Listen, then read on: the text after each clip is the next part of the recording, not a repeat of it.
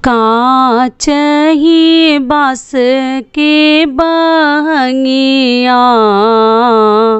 बहंगी लचकत जाए, बहंगी लचकत जाए। होई ना बलम जी सहैया, बहंगी घाटे पहुँचाए, बहंगी घाटे पहुँचाए।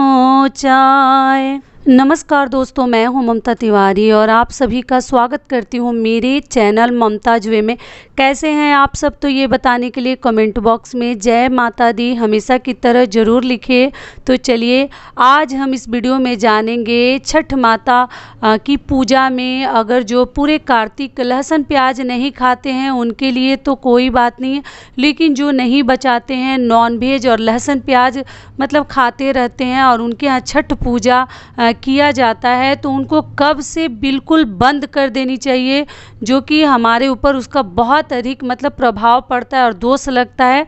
तो इसके बारे में आज मैं इस वीडियो में बताऊंगी, तो आप बने रहिए मेरे साथ मेरे चैनल पर। अगर आपको मेरा वीडियो पसंद आता है तो प्लीज़ आप मेरे चैनल को सब्सक्राइब कर दीजिएगा, बेल आइकन को प्रेस कर दीजिएगा, जिससे मेरे वीडियो के नए नोटिफिकेशन आप लोगों के पास सबसे पहले पहुंचे। तो चलिए शुरू करते हैं।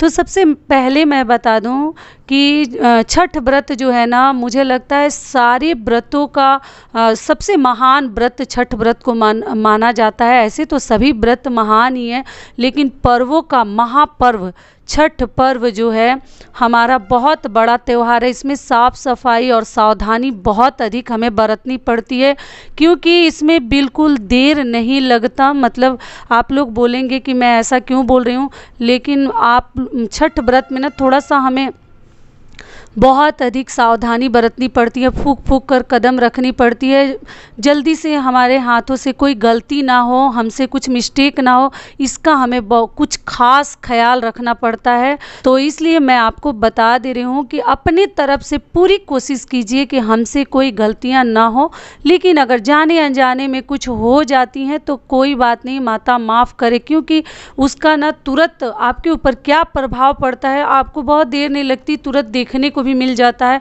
तो इसलिए छठ व्रत से ना थोड़ा मुझे बाकी व्रत से कम ही डर लगता है, लेकिन छठ व्रत से बहुत अधिक डर लगता है।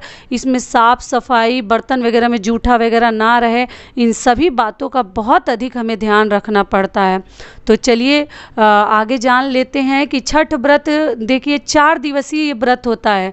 ऐसे तो 3 दिन का ही कहा जाता है, खरना, शाम का अर्घ, सुबह का अर्घ, 3 दिवसीय। लेकिन जो नहाए खाए है ना, वो उस दिन भी हम व्रत जैसा ही करते हैं, हर चीज़ नॉर्मल, मतलब जो रोज़ खाते हैं वो सब चीज़ें उस दिन हम नहीं खाते हैं। तो इसलिए मुझे लगता है कि ये 4 दिवसीय व्रत है। और ये 9 नवंबर को जैसे हमारा खरना पड़ रहा है, 10 को शाम का अर्घ पड़ रहा है और 11 को सुबह का अर्घ हमारा पड़ेगा।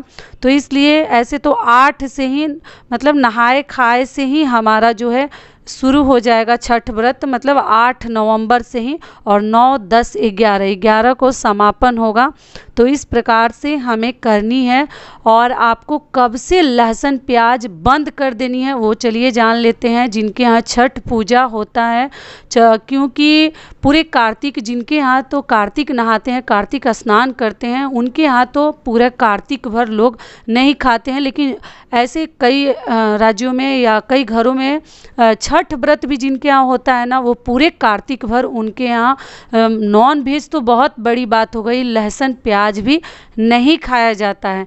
लेकिन जो खाते हैं उनके लिए बता देती हूँ कि देखिए, अगर आप नॉन वेज खाते हैं और आप छठ व्रत करते हैं तो अब आपको ना दिवाली तो मतलब पास ही में है, धनतेरस, दिवाली बिल्कुल पास आ गया है।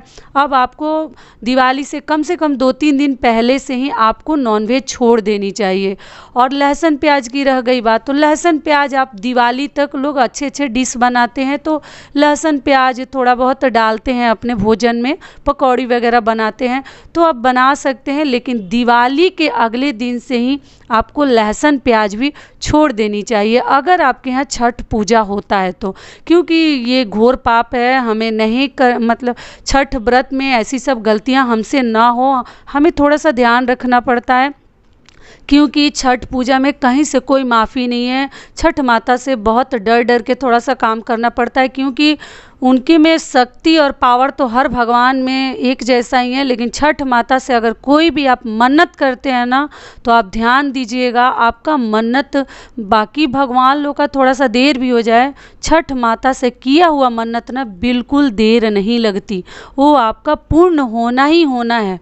तो इसलिए लोग बहुत बड़े बड़े मन्नत करते हैं, मानसिक करते हैं, उसके बाद छठ का व्रत करते हैं। और बहुत अधिक जो बोलते हैं ना कठिन व्रत है, इतना आसान नहीं है। बिना पानी का 2-2 दिन रहना संभव नहीं है।